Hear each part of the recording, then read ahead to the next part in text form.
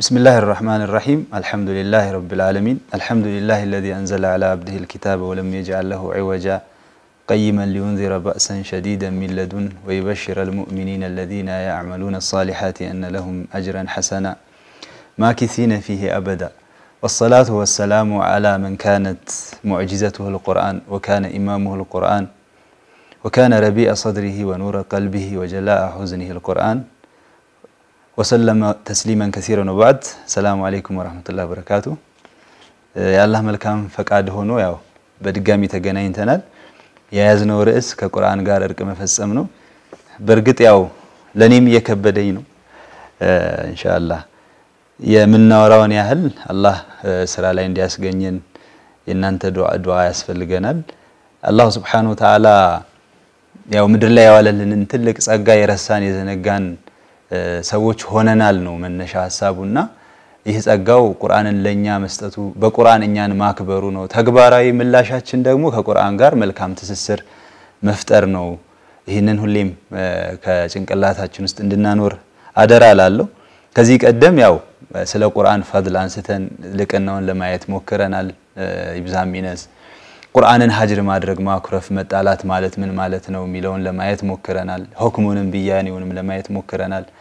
አሁንም በደንብ እንዲገባን እንድንናደድ በራሳችን የጥፋተኝነት ስሜት ውስጥ መግባት ጥሩ ነው ወደ ማሻሻል እንድንሄድና አንዳንዴ ጥፋትን ማመን የእርቅ ዋናው መፍትሄ ወይም ደግሞ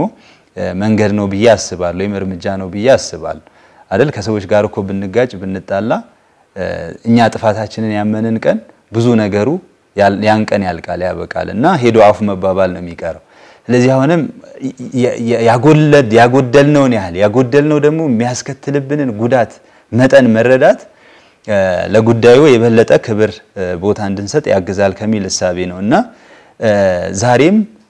ቁርአንን ሀጅር ማድረግ ሁክሙ ተቀምጧል ከዚህ በፊት አይተናል ማዕናውን ለማየት ሞክረናል አሁንም ከሚያስከትላቸው ነገሮች ግን አልወጣንም ምንድነው የሚያስከትለው ቁርአንን ሀጅር ማድረግ ጉዳቱ ምንድነው ከሁሉም በላይ እንደው አያሳስበንም ነብዩ አለይሂ ሰላቱ ሰላም ከቁርአን ጋር ያለንን ትስስር ሪሌሽንሺፕ ጠልተውት አላህ ጋር ቢወቅሱን ሸክዋሱ ጋር ቢያቀርቡ ይሄኛን አያሳስበንም ነብዩ አለይሂ ሰላቱ ሰላም ይላል ቁርአን ላይ አላህ ነው ያለው ወቃለ الرسول يا ربي إن قوم اتخذوا هذا القرآن مهجورا ጌታዬ ሆይ ህዝቦቼ ቁርአንን ምን አደረጉት ችላ አሉት ወይም የተተዋው አድርገው ተውት አሉ ዑለማዎቹ ያው ይሄ ቁርአን አንቀጽ የወረደው በርግጥ ሙሽሪኮቹ ላይ ነው አሉ በምን መልኩ ነበር እነዚህ ሙሽሪኮች ሀጅር ያደረጉት ለምንድን ነበር ይሄንን ወቀሳ ነብዩ አለይሂ ሰላቱ ሰላም አላህ ዘንድ ያቀረቡት ከባድ ወቀሳ ነው ይሄ ታላቁ ወቀሳ ይሉታል የቁርአን ባለሙያዎች ማለት ነው ታላቁ ወቀሳ ነው ምክንያቱም ታላቁ የአላህ ጸጋ ላይ የተላለፈ ድንበር ስለሆነ አንደኛ ሙሉ ለሙሉ በቁርአን ስለካዱ ነው አሉ ሙሽሪኮቹ ቁርአንን አንቀበልም ስላሉ ያልተቀበሉት በጥመታቸው ላይ የጸኑት ሌሎቹ ያው እነሱ ራሳቸው ሌላው ምንድን ነበር ቁርአንን ሀጅር ማድረጋቸው ለመስማት ፈቃደኛ አይደሉም ቁርአን ሲነበብ ጆሮአቸው ላይ እጃቸውን ያደርጋሉ ያ ብቻ ሳይሆን ሌሎች እንዳያደምጡትም እንቅፋት ይሆናሉ وقالوا لا تسمعوا لهذا القرآن والغوا فيه لعلكم تغلبون በቃ ማሸነፍ የምትችሉት ይሄን ቁርአን ባለ መስማት ነው ባለ ማዳመጥ ነው ይያሉ ሰዎችንም ያነሳሱ ስለነበር ነው አሉ እነዚህ ሰዎች ስለ ቁርአን ክፉ ነገርን ይናገሩ ነበር መጥፎ ነገርን ስለ ቁርአን ይናገሩ ነበር አንዱ ቁርአንን ሀጅር አደረጉ ተብሎ የተወቀሱበት የተወገዙበት እሱ ነው አሉ በጣም ብዙ ንግግር አላቸው ቁርአን ራሱ ያወሳው وقال الذين كفروا ان هذا الا افك افتراه واعانه عليه قوم اخرون ይሉ ነበር ይሄ ማለት እኮ እሱ የቀጣጠፈው ምንድነው ወሬ ነው ኢፍክ ነው ቅጥፈት ነው ይሉ ነበር ከሌሎች ጋር እየተጋገዘ የፈጠረው ቅጥፈት ነው ቁርአንን ማለት ነው የአላህ Subhanahu Wa Ta'ala ንግግር ይሄ ብቻ አይደለም وقالوا اساطير الاولين اكتتبها የቀደምት ሰዎች ተረት ነው እና ሌሎች መሰል ስለ ቁርአን ክፉ ነገሮችን ይናገሩ ነበር ስለ ነብዩ አለይሂ ሰላቱ ሰላም በጣም ብዙ ክፉ ነገሮችን እንደተናገሩት ሁሉ ሲህር ነው ይሉም ነበር ይሄ የእብድ ንግግር ነው ይሉም ነበር በጣም ብዙ ቁርአንን ሰዎችም አፕሮች እንዳያረጉት እንዳይቀርቡት እነሱም ራሳቸው ላይ ዘግተው ነበር ይላሉ ከዛም አልፎ ያላግጡ ያፌዙ ነበር በቁርአን ጉዳይ በዚህ ምክንያት ነብዩ አለይሂ ሰላቱ ሰላም ወቀሳ አቀረቡ ግን ምን አሉ ዑለማዎቹ ምንም እንኳን ይሄ ቁርአን የወረደበት ሰበብ እነሱ እንኳን ቢሆኑ በአንድ ቃዒዳ በአንድ ህግ ሁላችንንም ግን ይመለከታል ምንድነው አልዕብረቱ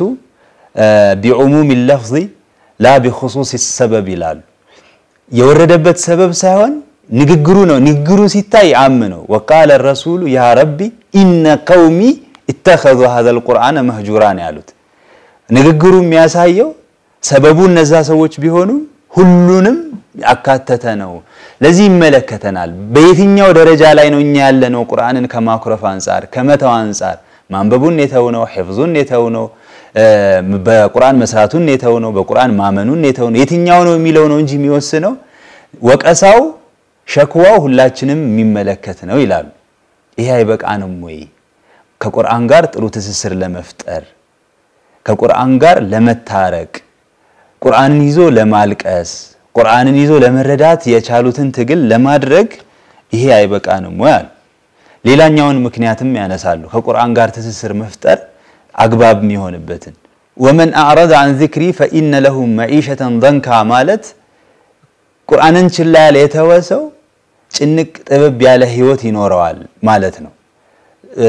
معيشه ضنكا ዑለሞቹ የተለያዩ ትርጉሞች ሰጡት በዋናነት ወደ 3 ይሰበስቡታል አንደኛ የጀሃነም ህይወት ነው አሉ ሁለተኛ የቀብር ህይወት ነው ጠባብ ስለሆነ አሉ ሶስተኛ ዱንያ ላይ ራሱ ይሄ ሰው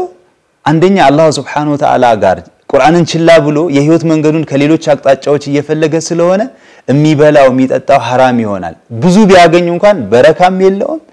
ሰውየው ማይረጋጋበትም ጥቅምም ማይሰጠውም አሉ ከዛ ባሻገር ህይወት ጭንቅ ጥብብ ያለ ይሆናል ጨለማ ሆኖበት ይኖራል ማለት ነው አሉ ይሄ አይበቃንም ወይ ደሞ በሪያሊቲ አናቀውም ወይ የምንኖረው አይደለም ወይ ሰዎች ከቁርአን ጋር ባለን ትስስር ልክ አይደለም ወይ ህይወታችን እየተወሰነ ያለ ከቁርአን ጋር ጠንካራ ትስስር ያላቸው ሰዎች ፊታቸው ላይ ምን ያህል ደስታ እንደሚነበብ ማየት እንችላለን ምን ያህል እርካታ እንደሚነበብ እናያለን ከቤተሰብ ከማህበረሰብ ከቤት ከኢንቫይሮመንቱ ጋር ሰላማዊ የሆነ ህይወት እየኖሩ ያሉት እንደዚህ አይነት ሰዎች አይደሉም ወይ ከዛ እኛ ደግሞ በጣም ብዙ ሀያታችን ከቁርአን ውጪ ሲሆን ጭንቅ ጥበብ በሚል ስሜት አይሰማንም ኤክስፒሪየንስ አላደረግነውም ይሄን አልሞከርነውም ወይ በትክክል ሁላችንም እንቀበለው ይመስለኛል ከመዘንጋት ባሻገር ማለት ነው ولهذا السبب ከቁርአን ጋር ያለንን ትስስር ጠንካራ ማድረግ የግድ አስፈላጊ መሆኑን ያሰምራሉ ማለት ነው ሌላኛው የምድራችን ታላቁ በደል መሆኑን ቁርአን ማስመሩ ቁርአንን ችላ ማለት መተው የምድራችን ታላቁ በደል ነው الله سبحانه وتعالى بقرآنه ومن أظلم ممن ذكر بآيات ربه ثم أعرض عنها من نو بدلنيا مالتنا ومن أظلم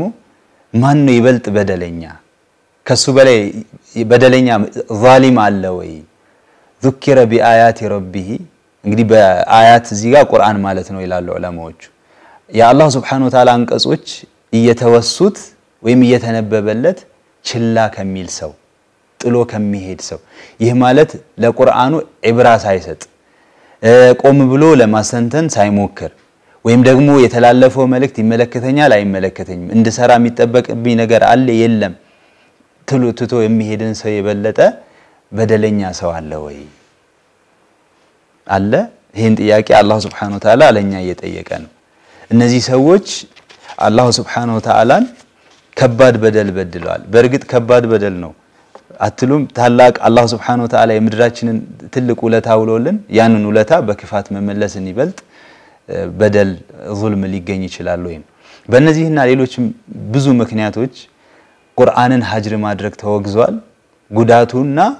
የሚያስከትላቸው ክፋቶች ከዚህም የከፉ ብዙ ማንሳት እንችላለን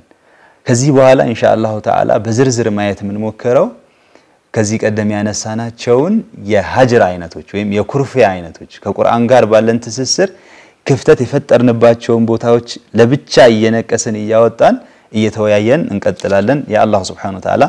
መልካም ፈቃድ እንዲሆን እየተመኘን ማለት ነው የመጀመሪያው የኩርፊያ አይነት የጥል አይነት ኢማን ቢልቁርአን ሰዎች